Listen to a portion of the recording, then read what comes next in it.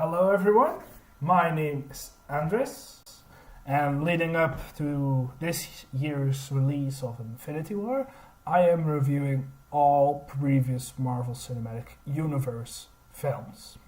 This time I am reviewing The Incredible Hulk. So without any further ado, let's get right into it. This movie was released only a few months after Iron Man.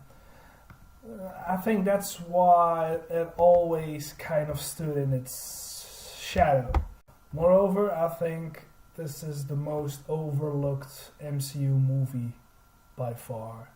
Everybody seems to forget that this Hulk movie was part of the MCU. Now, I also think it happened like this because of the Ang Lee Hulk movie that came out just a few years earlier in 2003. And admittedly, it is some kind of sequel reboot. And Ang Lee's Hulk movie ended with Bruce Banner on the run and hiding out in Brazil. And this movie starts off with Bruce Banner already having his powers from the start, hiding from the government, and guess where? He's hiding in Brazil. So I get the confusion. Now, all of that being said, I prefer it this way though. Having the origin story done during the opening credits and in quick flashbacks throughout the movie, I think that was the right way to approach it. So we didn't have to sit through the Hulk's origin again. Now let's get the director and cast out of the way. The movie is directed by Louis Leterrier and stars Edward Norton as Bruce Banner / the Hulk, Tim Roth, Liv Tyler, and William Hurt. Now, I think this movie is very underrated. I actually really liked it. Even though a lot of people say it's the worst movie in the MCU. I strongly disagree with those people. I'll do a review of the worst MCU movie very, very soon. And I also think this movie has a higher rewatchability than Iron Man. Now, the Incredible Hulk is definitely not as well made as Iron Man, but for some reason I am always more interested in this movie if I'm rewatching it. I think it's probably because this movie's plot is less complicated, a bit more shallow, and I think that's what's great for the rewatchability. Like I said before, I like the origin and the opening credits, so that after 20 minutes into this movie, Bruce Banner can Hulk out. The post-credit scene of this movie is fantastic too. Before this movie came out, I was interested in seeing Iron Man, but somehow I ended up not seeing it in theaters. And I hadn't seen Iron Man before I saw this movie for the first time. Anyway, watching The Incredible Hulk for the first time, seeing that post-credit scene, I was so surprised. Even though it was hinted at throughout the movie. Every blueprint they show in this movie, there's a small Easter egg regarding the company's name on it. Also, the Super Soldier program of World War II was mentioned a few times throughout this movie.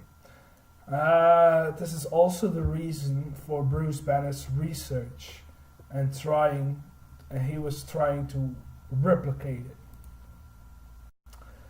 I don't like how Bruce Banner's main love interest in the comics, Betty Ross, was just forgotten about in the later movies in favor of a out of left field relationship with Black Widow. I mean, I have no problems with switching things up from the comics and in later movies. Hell, I even think Scarlett Johansson and Mark Ruffalo have more chemistry on screen than Edward Norton and Liv Tyler ever did. But is it too much to ask for a quick line that explains why Bruce doesn't care about his main love interest anymore? Is that too much to ask? They just really forgot about the Betty Ross character. I think Edward Norton is the better actor. I think the recasting of Mark Ruffalo as Bruce Banner was for the better. Edward Norton was promised some creative freedom with this movie, but he wanted a more in-depth look into the psyche of Bruce Banner in the opening of the movie. There's like a scene where he tries to commit suicide, and that scene even got a mention in the Avengers. But all of Edward Norton's ideas would have made the movie a hell of a lot longer, and the audience would have had to wait on the first Hulk or outburst after 40 minutes. Naturally, Marvel didn't agree with this and pretty much vetoed all of the creative ideas of Edward Norton. He felt betrayed, and they did not leave on good terms. So a recasting was necessary for the following movies. Even though I like the recasting, I think this adds another reason why a lot of people don't think this is part of the MCU.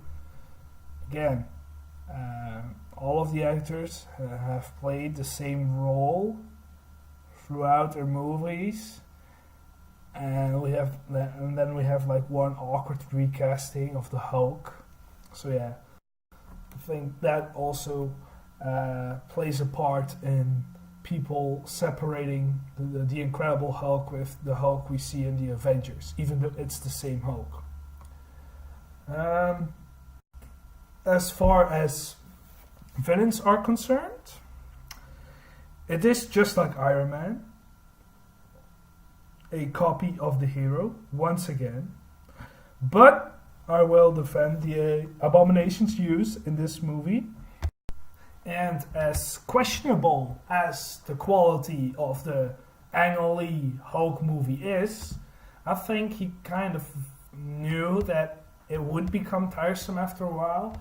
So he tried to put in Hulk dogs and his dad becoming water or air or something. Yeah, it was horrible. Now, the Marvel Studios used the Abomination as the villain of this movie, which I think was a good idea. It was literally a copy of the Hulk. But we've seen other villains. We've seen people try to use other villains, like the Hulk dogs, like his dad, and that didn't work out.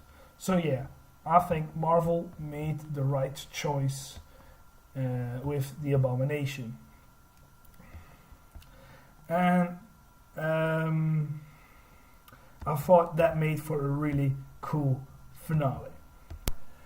And apart from the Abomination, there was another villain in this movie. At least there was another villain set up. That villain was the leader. I thought they set him up really well, but like pretty much the rest of this movie, the MCU just forgets about him and is never followed up upon. Alright, rating time. So my ratings from worst to best are as follows: shit, bad, meh, good, and awesome. I give The Incredible Hulk a good.